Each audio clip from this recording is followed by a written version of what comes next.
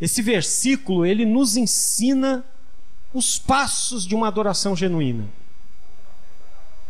Bem sintetizado, né? Bem sintetizado. Vamos ler juntos? Por meio de Jesus, pois, ofereçamos a Deus sempre sacrifício de louvor, que é o fruto de lábios que confessam o seu nome. Para finalizar essa lição, esse versículo sintetiza bem o que é a adoração genuína. Primeiro, a adoração só pode ser feita por meio de Jesus. Tá certo? É por meio de Jesus que nós oferecemos a Deus. Por que por meio de Jesus? Porque foi Jesus que veio transformar rebelados em adoradores. Foi por meio de Jesus que nós obtemos salvação. Foi por meio de Jesus que nós obtemos perdão dos nossos pecados. E é só por meio de Jesus, então, que nós podemos oferecer a Deus alguma coisa. Por meio de Jesus. Esse é o primeiro princípio. Segundo, a gente oferece a Deus, logicamente, sempre. A adoração é para Deus. Deus exige exclusividade como? Vocês também gostam de errar o português, hein? Misericórdia. Deus exige exclusividade absoluta. Então é a Deus que a gente oferece. Agora, uma palavra importante ali, ó, também. Sempre. Sempre. Nós não somos adoradores freelancer. Não somos adoradores freelancer. Nós não somos adoradores flash de máquina fotográfica. Pum, aparece um clarão e logo apaga. O Alan, ele tem uma frase. O Alan, ele tem umas frases cabulosas, né? E o Alan, ele disse uma vez assim, ó, o adorador, ele não disse adorador, mas eu vou parafraseá-lo e vou usar na adoração. O adorador verdadeiro, ele é como um carvão. Vocês já ouviram essa? É como um carvão. Quando está aceso, ilumina e aquece, mas apagado só suja.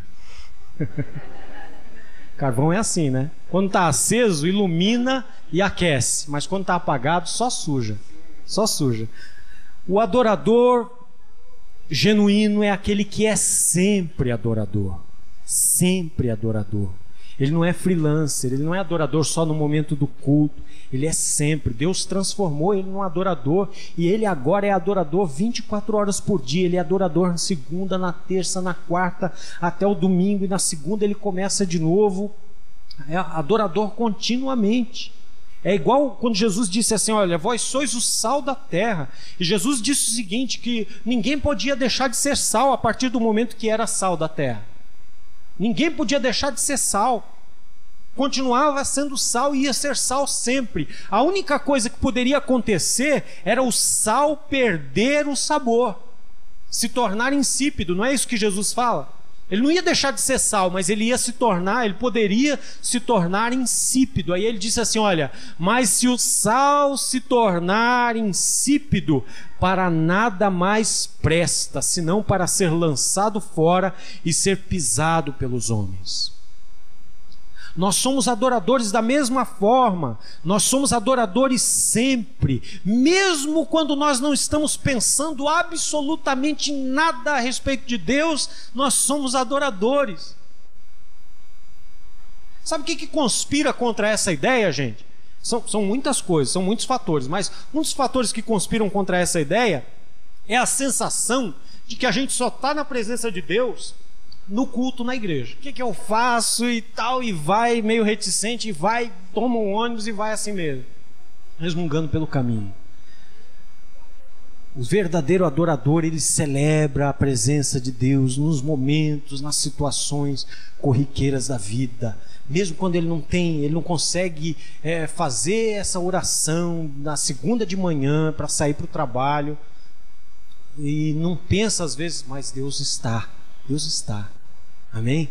Ele não pensa, ele vai, ele cumpre os seus afazeres, ele encara o chefe rabugento às vezes, e ele faz os seus afazeres, volta para casa à segunda noite com a sensação de dever cumprido, encontra os seus tudo bem, tudo concorreu bem, não aconteceu nenhuma coisa diferente, E Deus estava ali, guardando, a mão cercando por detrás e por diante, a mão colocada em cima, e o salmista então celebra esse Deus que é um Deus presente.